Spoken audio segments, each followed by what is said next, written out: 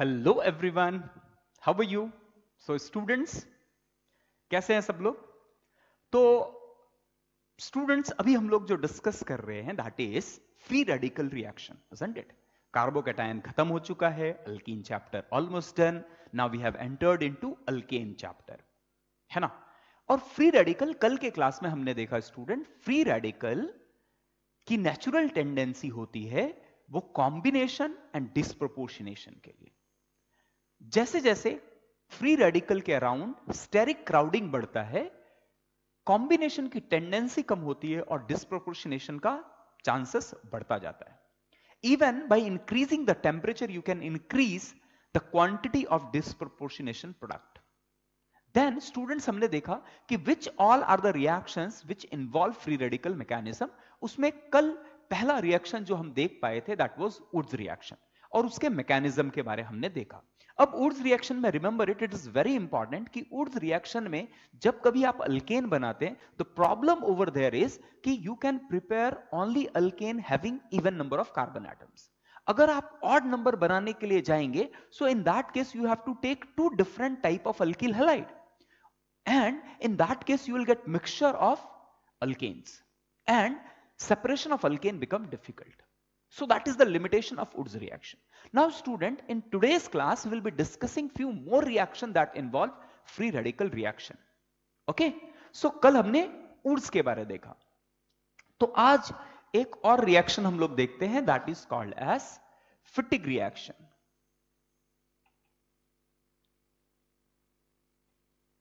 Fittig reaction.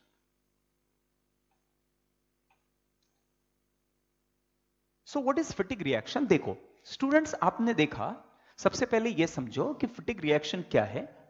तो सबसे पहले लेट्स ट्राई टू अंडरस्टैंड कि हमने जब वुड्स रिएक्शन करवाया था तो वुड्स रिएक्शन में what we have taken is RX, और जब RX को हमने स्टूडेंट सोडियम के साथ रिएक्ट कराया था और साथ में what we have taken dry ether. आप यहां पोलर सॉल्वेंट नहीं ले सकते हैं, otherwise sodium will react with solvent itself to generate hydrogen gas and it reaction will become explosive, है ना? तो Na इलेक्ट्रॉन सप्लाई करता है, Na supply electron and this electron is accepted by the carbon atom which is connected to halogen, है ना? और यहां पर इलेक्ट्रॉन ये जैसे एक्सेप्ट करता है, it form R dot plus X minus. Clear है? Is it clear? अब स्टूडेंट, ये X का निकल पाना पॉसिबल क्यों है? क्योंकि it have del minus and it have del plus. जैसे ही इलेक्ट्रॉन कार्बन एटम पे आएगा, हेलोजन दोनों ही इलेक्ट्रॉन लेके निकल जाता है। Is it clear? तो अल्किल हैलाइड के केस में ये होना क्वाइट लॉजिकल है। नाउ क्वेश्चन इज कि if I am taking alkyl halide के जगह if I am taking aryl halide, मैंने अगर एरोमेटिक हैलाइड लिया है और मैंने इसका रिएक्शन Na के साथ कराया है, Na के साथ कराया है in presence of again dry ether, in presence of dry ether. अच्छा, अब यहां पर स्टूडेंट ड्राई ईथर जो लेते हैं वो basically we take it as THF। आप यहां पर जो ड्राई ईथर ले रहे हो, you can take like dimethyl ether और डाइइथिल ईथर, आप कुछ ले सकते हैं, बट यहां THF लेने की जरूरत पड़ती है। अभी ये क्यों लेने की जरूरत पड़ती है उसको एक्सप्लेन करेंगे। नाउ क्वेश्चन इज, क्या इस केस में भी X के फ्री रेडिकल का जनरेशन होगा क्या? एरोमेटिक फ्री रेडिकल का जनरेशन होगा क्या? अब ये अगर इस सवाल का हमें जवाब चाहिए तो सबसे पहले स्टूडेंट्स हमें यह समझने की जरूरत है कि इस केस में जो हेलोजन होता है, halogen have double bond character, isn't it? It have a double bond character. तो डबल बॉन्ड कैरेक्टर होने के कारण इट बिकम वेरी डिफिकल्ट, आप इस बॉन्ड को बहुत आसानी से तोड़ नहीं सकते, है ना? तो हमारे दिमाग में ये सवाल जरूर आना चाहिए कि सर चलो अल्किल हैलाइड के टाइम पे कभी भी जहां C और X होगा, it will have a single bond और ये ऑलरेडी पोलराइज्ड है, तो इसको तोड़ पाना तो आसान होगा, बट एरोमेटिक के साथ इसे तोड़ पाना थोड़ा डिफिकल्ट लग रहा है, बट सोडियम इतना पावरफुल मेटल है कि ये इसमें भी फ्री रेडिकल जनरेट करेगा। बट इस रिएक्शन को होने के लिए we need little higher temperature. अब जब स्टूडेंट हायर टेम्परेचर लगेगा तो हायर टेम्परेचर पे हमारा सॉल्वेंट जो हो वो इवापोरेट ना करे, इसके लिए हम ऐसे ईथर को यूज करते हैं जिसका बॉइलिंग पॉइंट ज्यादा होता है। You know boiling point depends on what? Boiling point depends on molecular mass. तो आप यहां थोड़ा एक ऐसा सॉल्वेंट यूज कर रहे हैं जिसका बॉइलिंग पॉइंट जो है वो थोड़ा हाई हो, है ना। So generally it is THF, tetrahydrofuran use करते हैं। तो remember it, if you are using aromatic halide and you are reacting with sodium, even in that case aromatic radical will generated, है ना। और ये क्या करेगा, फिर से ये कंबाइन होगा and you will get this as a product, ठीक है, and you will get 2 times NaX. So this reaction is called as Fittig reaction. तो अगर आपने RX लिया है then that reaction will be called as what? That reaction will be called as Woods reaction. उसी के जगह पे अगर आपने aromatic halide लिया है where halogen is directly connected to aromatic compound, then such reaction is called as Fittig reaction. Okay, now अगर students इस जगह पे हमने assume करो we have benzene ring, we have CH2 and it is connected to X and मैं इसे sodium के साथ रिएक्ट करा रहा हूं। So this will give you what? This will give you what? ये आपको बाइफिनिल देगा। इसका नाम क्या होता है? बाइफिनिल, है ना, बाइफिनिल। 2NaX. Now can you tell me, sorry, यहां you will get CH2 and then one benzene ring. So this is not biphenyl. Biphenyl is this. Biphenyl. तो यहां पर you will get CH2 dot over here. So ऐसे दो radical आपस में combine करेंगे and this will give you this product. Okay. So ये reaction, what is this? This is aromatic halide और alkyl halide. तो ये कैसे डिसाइड करते हैं? इट इज डिसाइडेड बाय कि हेलोजन एरोमेटिक रिंग से डायरेक्टली जुड़ा हुआ है या अल्किल ग्रुप से जुड़ा हुआ है। So in this case halogen is not connected to the aromatic ring directly, rather it is connected to CH2 group. Therefore this reaction is what? This reaction is Wurtz reaction. Okay, तो Fittig reaction हम कब कहेंगे? अब देखो examination में आपको कभी ऐसा नहीं बोलेगा कि फिटिग है या वुड्स है, but just to have an understanding. तो फिटिग रिएक्शन में क्या होता है? Halogen is connected to the benzene ring and when it is treated with sodium it will give you di aromatic compound. तो इस केस में आपने अगर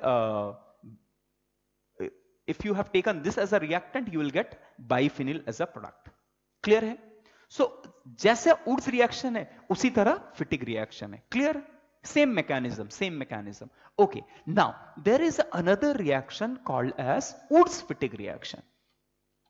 तो student, any idea? पहले आप ये लिख लो Fittig reaction क्या होता है, and then take it down. Woods-Fittig reaction. So this is second reaction that involve free radical mechanism. Third reaction is Woods-Fittig reaction. अब आप देख सकते हैं कि ये वुड्स और फिटिग के कॉम्बिनेशन से बना है। तो एक आप अल्कील हैलाइड लेंगे और दूसरा एरिल हैलाइड लेंगे, है ना।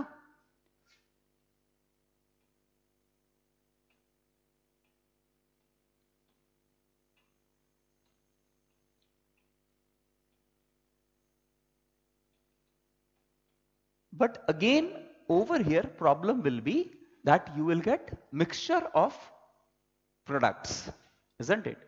तो यहां पर आपको जो प्रोडक्ट मिलेगा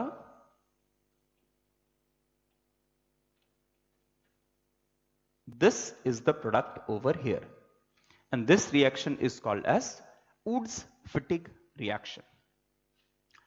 Clear? Pause the video, take it down. So ये दो नए रिएक्शंस हमने देखे which involve free radical reaction. पहला first was कल हमने देखा था वुड्स रिएक्शन, आज देखा Fittig reaction, and third reaction is Wurtz Fittig reaction. Take it down. So done students. Now I'm going to give you few more question based on Woods reaction, fatigue and Woods fatigue reaction. Clear है? तो आप उसे solve कीजिए. ठीक है? So take it down. Questions आप लिखते जाइए. Okay. So students, I've given you 10 questions. This is mostly based on Woods reaction. So what you do? Pause the video, take down the questions and solve it. एक बार solve कर लीजिए. देखो student, सबसे पहली बात, अगर आपको सीखना है यू हैव टू स्ट्रगल. बिना स्ट्रगल किए अगर आप just you are noting doubt, मैं पढ़ाता जा रहा हूं आप नोटबुक में लिखते जा रहे, it will never help you. If you want to score good, if you want to learn something, आपको स्ट्रगल करना पड़ेगा. जस्ट देख के लिख लेने से आपको कंसेप्ट कभी नहीं आने वाला है. स्ट्रगल कीजिए, गलतियां होने दीजिए. जितनी गलतियां अभी करोगे आप उतना ज्यादा सीखोगे. क्लियर है? So pause it and solve it right now.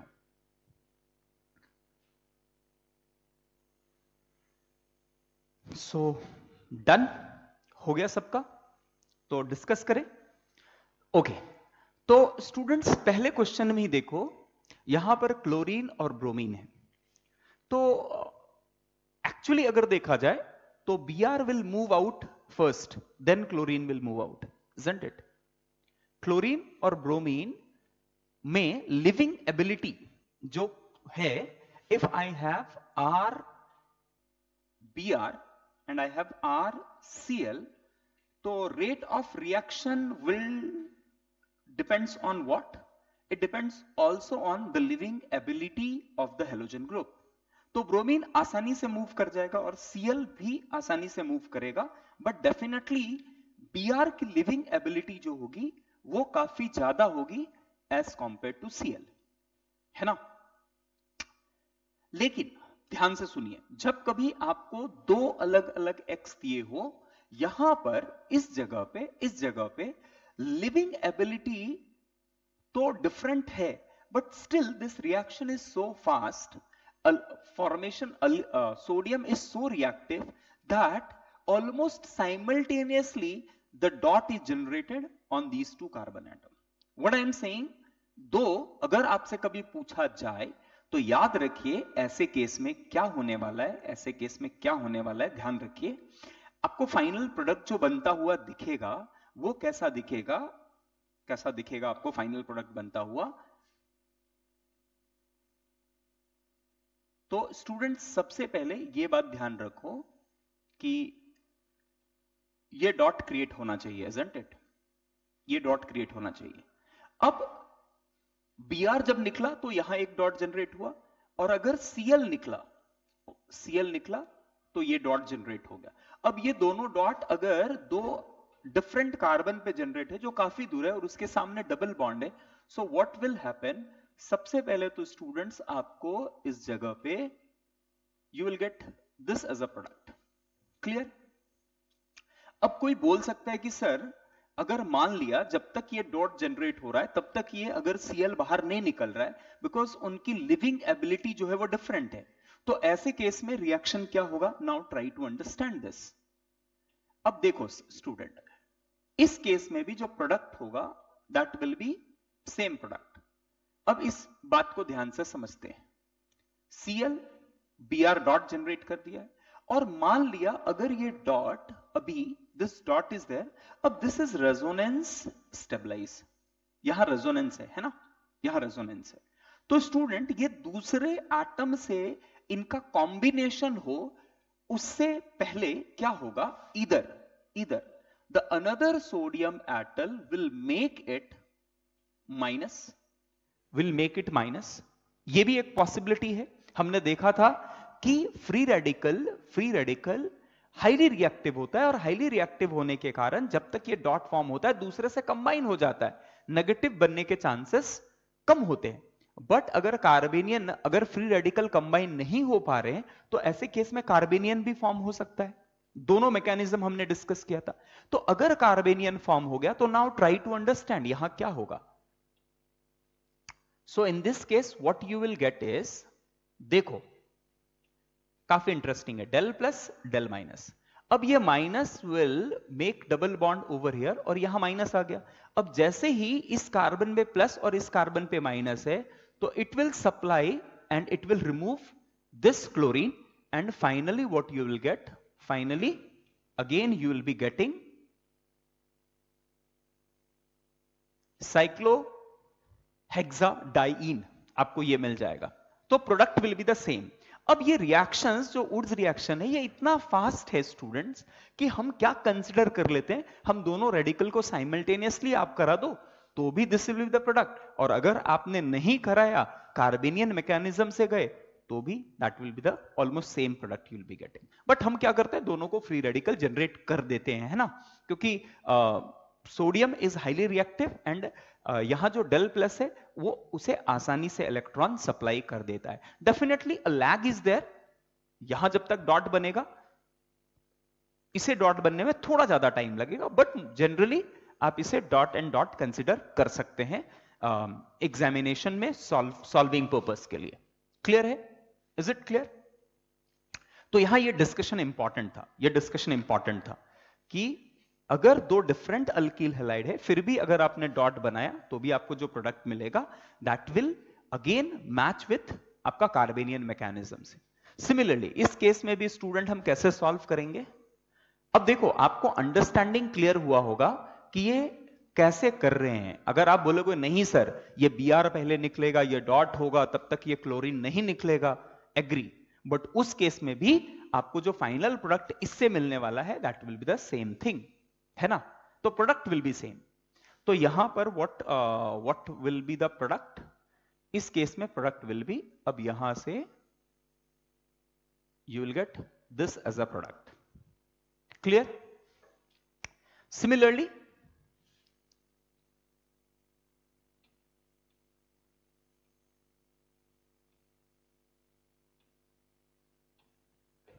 dot and dot will be generated on these two carbon atom and you can combine them।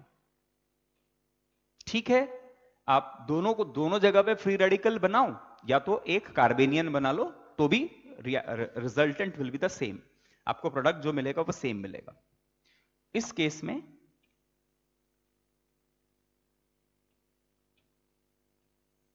so they will combine and what you will get is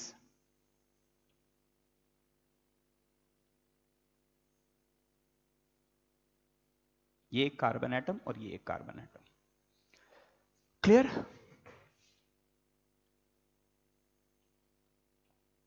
over here this will be the product, this will be the product।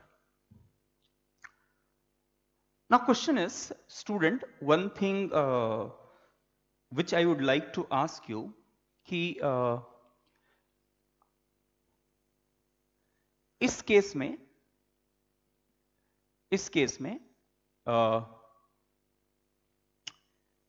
ये जो product बन रहा है student, यहां पर this will be the single product और we can have multiple product over here.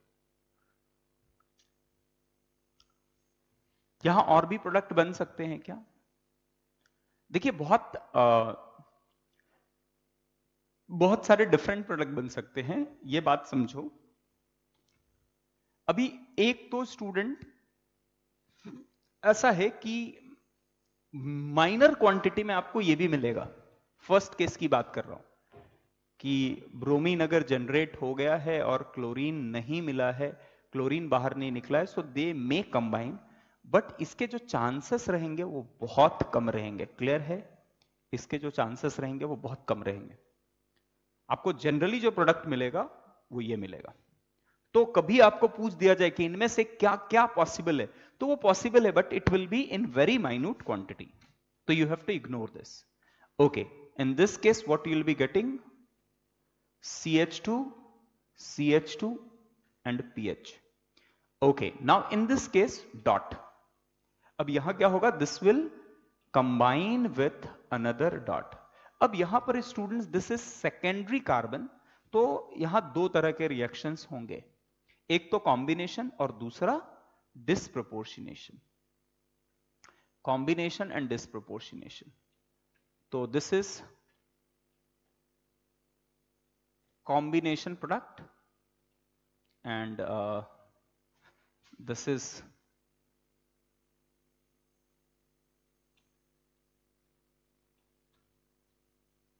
so disproportionation के time पे what you will be getting is these are the two products. अब यहां पर disproportionation will be measured product.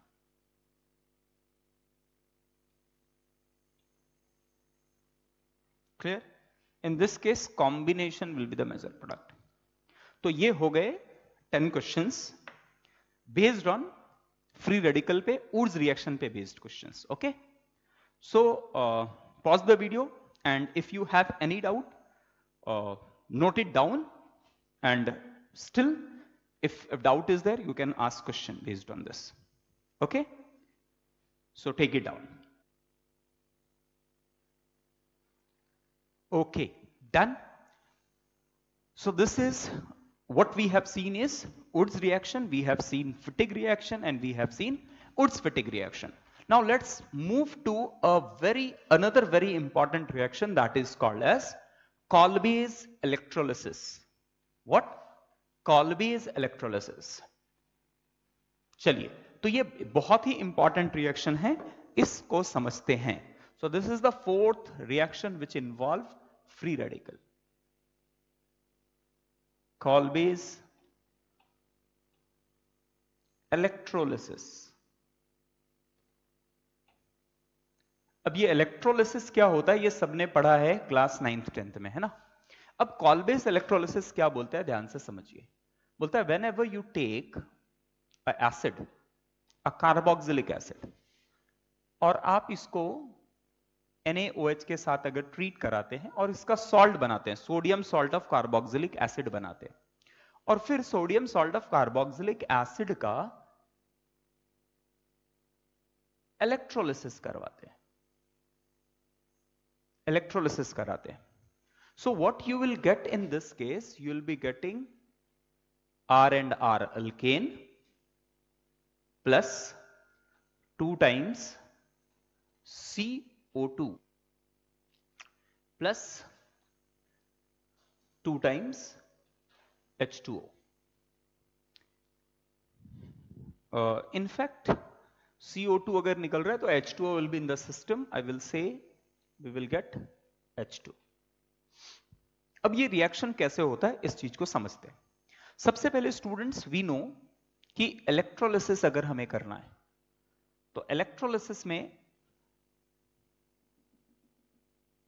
we need 2 electrodes which is connected to an external battery, है ना. तो हमने क्या किया है, यहां 2 रॉड ले लिया है एंड इसे एक बैटरी सोर्स से कनेक्ट किया है, पॉजिटिव एंड नेगेटिव टर्मिनल. ठीक है. So this is positive terminal and this is negative terminal. और यहां हमने लिया है sodium salt of carboxylic acid. चलिए यहां एक स्विच ले लेते हैं. और अब स्टूडेंट हमें पता है sodium salt of carboxylic acid means what, we have RC double bond OO minus in the system and we have Na plus in the system and it is dissolved in water, है ना. This is dissolved in water as a solvent. अब मैंने जैसे ही इस connection को पूरा किया, मतलब मैंने इलेक्ट्रोलिसिस जैसे स्टार्ट किया, इलेक्ट्रोलिसिस जैसे स्टार्ट किया, तो पॉजिटिव टर्मिनल की तरफ इस मिक्सचर में, इस सॉल्यूशन में जो नेगेटिव पार्ट होगा that will move toward positive terminal and जो पॉजिटिव होगा that will move toward negative terminal. Isn't it clear है? So we have 2 rods. One is cathode and second one is anode, है ना. Cathode and anode. So over here this is cathode and this is anode. Clear है? Is it clear? कुछ दिक्कत? Please take it down. पहले diagram बनाइए, फिर हम समझते हैं कि डायग्राम बना लीजिए, फिर देखते हैं कि यहां क्या हो रहा है, उस चीज को समझेंगे हम लोग। तो स्टूडेंट, ये जो नेगेटिव टर्मिनल विल, जो नेगेटिव एंटिटीज है, that is R C double bond O O minus, ये जो सिस्टम में हमारे पास है, this will move toward positive electrode, है ना। And the positive part, in fact positive part is sodium. अब सोडियम का मूवमेंट बहुत मुश्किल है। अब ये बात समझो, ये मिस्टेक करते हैं कि सर यहां पॉजिटिव टर्मिनल है तो positive sodium will go and it will get turn into Na। ऐसा मुश्किल है क्योंकि sodium is a good metal, electron देने की टेंडेंसी इसकी बहुत हाई है, एक्सेप्ट करने की टेंडेंसी कम है। तो यहां this sodium will not move, rather आपके सिस्टम में जो वाटर मॉलिक्यूल है दैट विल मूव। तो हाइड्रोजन, वाटर जो मॉलिक्यूल है उसमें ऑलरेडी हाइड्रोजन पे डल प्लस है, so that can move. Sodium can not accept electron but water can accept electron. तो सबसे पहले एनोड पे क्या होता है इस बात को समझते हैं। एनोड पे क्या होता है इस बात को समझते हैं। एनोड वो है जिधर एनायन मेरा मूव करने वाला है ना। तो स्टूडेंट्स, एनायन में नेगेटिव चार्ज है। अब ये पॉजिटिव रॉड की तरफ जाएगा and positive rod is electron deficient, so it will accept one electron from this system, है ना। तो this will lose an electron to metal, this will lose electron to metal. तो electron will start flowing from this rod toward this battery, है ना। Clear है? अब जब ये इलेक्ट्रॉन लूज किया है स्टूडेंट्स, हमारे एनायन ने जब इलेक्ट्रॉन लूज किया है, so what it will give you C double bond O and oxygen पे it will be having a dot, free radical generation हो गया। क्लियर है? अब यहां समझिए कि this free radical is highly unstable. अब ये क्या करेगा, इस जगह पे जैसे ही आपने थोड़ा हीटिंग किया है, तो actually this is kept at a elevated temperature, little elevated temperature. We need to supply a heat, a small amount of heat is required. अब ये जैसे ही ट्रांसफर हुआ है, अब क्या होगा स्टूडेंट, बिकॉज दिस ऑक्सीजन पे free radical is highly unstable, तो वो क्या करेगा, इस बॉन्ड को होमोलिटिकली तोड़ेगा and it will generate R dot plus CO2, है ना। तो this CO2 gas will evolve at this rod, CO2 anode पे निकलता हुआ दिखेगा। अब स्टूडेंट R डॉट जो जनरेट हुआ है, नाउ ट्राई टू अंडरस्टैंड, तो R डॉट जो जनरेट हुआ है, this R dot will combine with another R dot to give you R and R, तो एक अल्केन का जनरेशन होगा। क्लियर है? एनोड पे क्या होगा, आपको अल्केन फॉर्म होता दिखेगा। तो अगर इसे बैलेंस करना चाहे तो we will be taking two molecule of this, it will be generating two, it will giving you 2 electron, 2 R dot, 2 CO2, so this 2 R will combine to give you R and R। अच्छा, एक और बात, यहां पर जैसे R dot generate हो रहा है, along with that there will be few entities जो ये भी फॉर्म होता रहेगा, ऑक्सीजन पे free radical and other molecule will give you R dot, तो इनका आपस में कॉम्बिनेशन होके it can give you ester as a by product, as a by product की फॉर्म में मिलेगा, बट ये बहुत कम अमाउंट में मिलेगा। जो आपको मिलेगा वो क्या मिलेगा, you will gate alkane. Clear है? अब लेट्स सी कि कैथोड पे क्या होता है। एनोड पे we have seen, now cathode पे क्या होगा इस बात को समझते हैं। सो कैथोड पे water molecule will move, water में it will accept electron, so it will generate H dot plus OH minus. You have hydrogen, oxygen, hydrogen, del plus, del minus. तो जैसे ही it accept electron, it will give you H dot. अब ये dot अगर बना है तो both the electron will come over here, so it will move out in the form of OH minus. Now अगर student cathode पे 2 electron दिया गया है तो एनोड पे there must be electrical neutrality maintain करने के लिए, करंट के फ्लो होने के लिए 2 इलेक्ट्रॉन अगर इस जगह पे फ्लो हो रहे हैं तो यहां से भी 2 इलेक्ट्रॉन मिलने चाहिए. To balance it we have to do this. तो ये क्या हो जाएगा, 2 H2 H dot and H dot will combine to give you H2 and 2 times OH minus. Clear? So this is the mechanism of Kolbe's electrolysis. This is the mechanism of Kolbe's electrolysis. अब यहां student ध्यान देने वाली बातें बहुत सारी है, बहुत सारी ध्यान देने वाली बातें, तो एक एक करके पहले डिस्कस करते हैं, फिर आप नोट करना है ना, फिर आप नोट करना. तो सबसे पहले हमने क्या किया है, हमने कार्बोक्सिलिक एसिड का सॉल्ट लिया है. अब कैसे मिलता है कार्बोक्सिलिक एसिड का सॉल्ट, किसी भी कार्बोक्सिलिक एसिड को एक स्ट्रॉन्ग बेस के साथ सोडियम हाइड्रोक्साइड के साथ रिएक्शन करवा दीजिए तो you will get sodium salt of carboxylic acid. अब sodium salt of carboxylic acid में आप क्या करते हैं, आप इसे एक इलेक्ट्रोलिटिक कंटेनर के अंदर लेते हैं. अब यहां इलेक्ट्रोलिसिस कराते हैं. जब इलेक्ट्रोलिसिस कराते हैं तो negative part of the salt will move toward anode. जब एनोड में मूव करता है so what it will give you R&R with release of 2 molecules or 2 moles of CO2.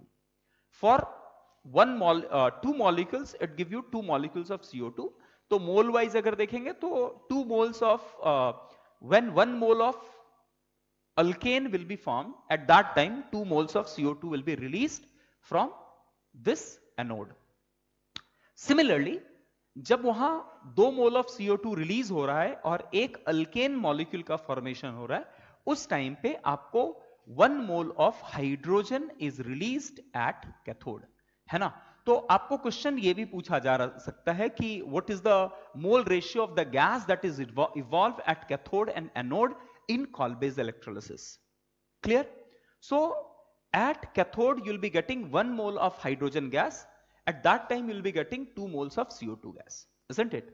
और एनोड पे जो आपको प्रोडक्ट मिलेगा वो क्या मिलेगा, आपको अल्केन मिलेगा. But the problem over here again will be what, यहां पर भी वही प्रॉब्लम रहेगा that the problem was with the Urja reaction.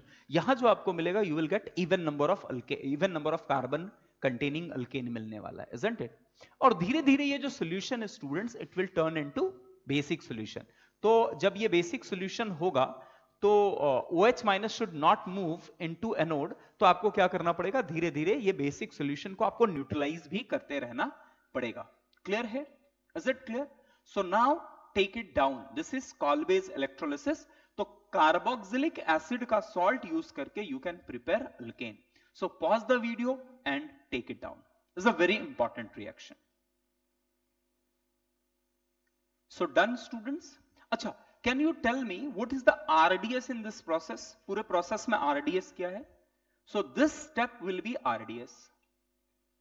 This step will be RDS. Formation of free radical will be RDS.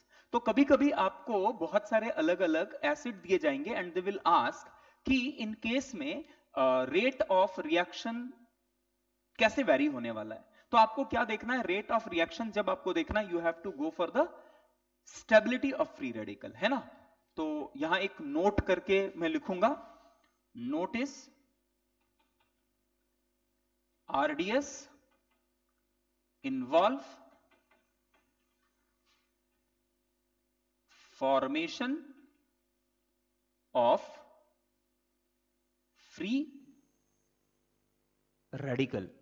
So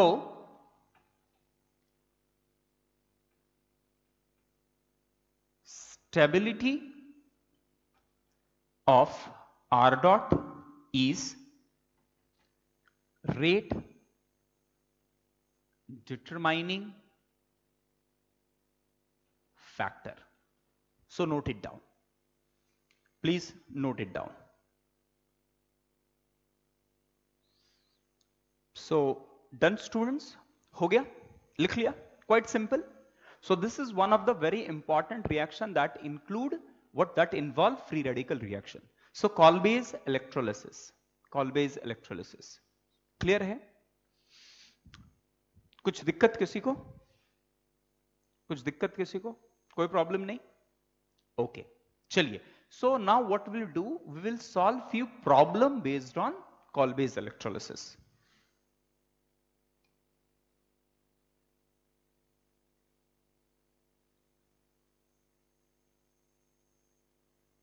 So students, done? कर लिया सबने? Done? लिख लिया? So this is method of preparation of alkane. अभी एक बात और ध्यान से समझिए. मैं अब क्योंकि कॉल्बेज इलेक्ट्रोलिसिस पे हम यहां बात कर रहे हैं, तो मैं आपको बताता हूं कि even this can be used to prepare alkane के जगह आप अल्कीन भी प्रिपेयर करवा सकते हैं. Even you can use it to prepare for cycloalkane. देखो, अगर मैंने कार्बोक्सिलिक एसिड के जगह पे डाई कार्बोक्सिलिक एसिड यूज किया होता, ध्यान से समझिए इस बात को, अगर मैंने कार्बोक्सिलिक एसिड के जगह पे डाई कार्बोक्सिलिक एसिड यूज किया होता, अज्यूम कीजिए कि मैंने लिया होता CH3 C double bond O minus and CH2 C double bond O minus, और अगर मैंने इसका इलेक्ट्रोलिसिस किया होता, तो इस केस में स्टूडेंट्स हमें पता है कि this CO2 will move out by giving one electron, एक इलेक्ट्रॉन लूज करेगा और CO2 बन के बाहर निकलेगा. The same thing will happen with this CO2, और आपको यहां जो मिलेगा that will you will get CH2 and CH2, और ये दोनों डॉट बनेंगे and they will combine to give CH2 double bond CH2. Clear है? Clear? Similarly you can prepare alkyne also in this case. आप अज्यूम करो कि I have taken dicarboxylic acid as this, और अगर मैंने इसका इलेक्ट्रोलिसिस कराया होता, अगर मैंने इसका इलेक्ट्रोलिसिस कराया होता, तो क्या होता इस केस में? Final product would be CH triple bond CH. तो Kolbe's electrolysis is not just used for the preparation of alkane, rather it can be used to prepare alkene as well as alkyne. ठीक है? So take it down, लिख लीजिए इस बातों को. ठीक है? पॉज कीजिए और लिख लीजिए. So done? Okay. Now we will solve few problem based on this, है ना? So I'm going to give you some questions based on Kolbe's electrolysis. So please do this.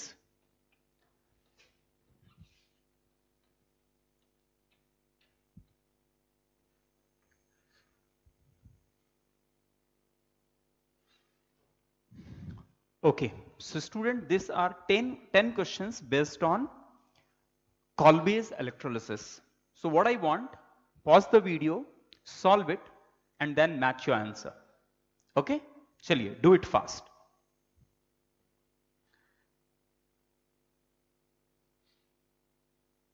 So done students? Okay, तो देखते हैं. सबसे पहले इस case में students R dot जो बनेगा वो बनेगा CH3 dot. So CH3 dot will combine with another CH3 dot to give ethane. Okay? इस केस में this CO2 will move out and dot will be formed. Ethyl free radical बनेगा. So the product over here is butane. Third case में the product you will be getting is PH, CH2, CH2 and PH. Isn't it? Fourth case में what you will get? You will get pH dot. So 2 pH dot will combine to give you biphenyl.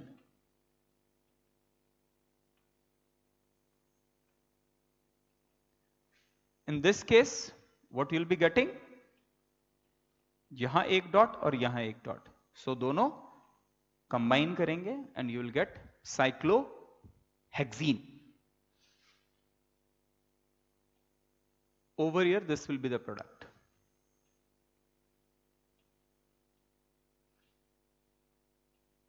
इस case में this will be the product. अब यहां student this is dot and this is dot, so they will combine to give you cyclopropane, है ना? cyclopropane. Okay. Even जैसे student आप देखो यहां एक चीज मैंने इलेक्ट्रोलिसिस के जगह इलेक्ट्रिसिटी अगर पास किया है तो that is the same thing. isn't it? अच्छा, अगर मैंने कार्बोक्सिलिक एसिड ना लेके सल्फोनिक या सल्फिनिक एसिड यूज किया है, देन व्हाट यहां क्या होगा? The same thing, it will give you CH3 rather यहां पर CO2 ना निकल के you will be getting SO3 gas that will be moving out. Okay, and in this the final product over here will be this one. Clear? कुछ doubt किसी को? So hopefully you have understood Kolbe's electrolysis. तो student आज के दिन हमने क्या पढ़ा? आज के दिन हमने पढ़ा फिटिक reaction, Wurtz फिटिक reaction, Kolbe's electrolysis for the preparation of alkane, alkene, alkyne, and we have solved few problem based on Wurtz reaction and then Kolbe's electrolysis. So today we will end our class over here, and next class mein, that is tomorrow's class, will be going through a very important reaction, that is anti Markovnikov rule. मैंने introduce किया था और उस time पे बताया था कि anti Markovnikov we have seen, अब now we are going to see anti Markovnikov rule. क्यों एंटी मार्कोनिकॉफ रूल अप्लाई होता है? HBr पेरोक्साइड के साथ एंटी मार्कोनिकॉफ प्रोडक्ट क्यों दिखाता है? तो काफी इंपॉर्टेंट टॉपिक है. नेक्स्ट क्लास में, कल के क्लास में हम उसे डिस्कस करेंगे, and then next class will discuss about halogenation. और ये सारा डिस्कशन करते करते ऑलमोस्ट अल्केन जो चैप्टर है वो खत्म हो जाएगा. कुछ टॉपिक्स बच जाएंगे, छोटे मोटे टॉपिक्स. तो मोस्टली 2 से 3 क्लास में alkane is very small topic. I think this is the second lecture, और 4 से 5 लेक्चर लगे पूरा अल्केन टॉपिक खत्म करने के लिए. Okay, so thank you very much.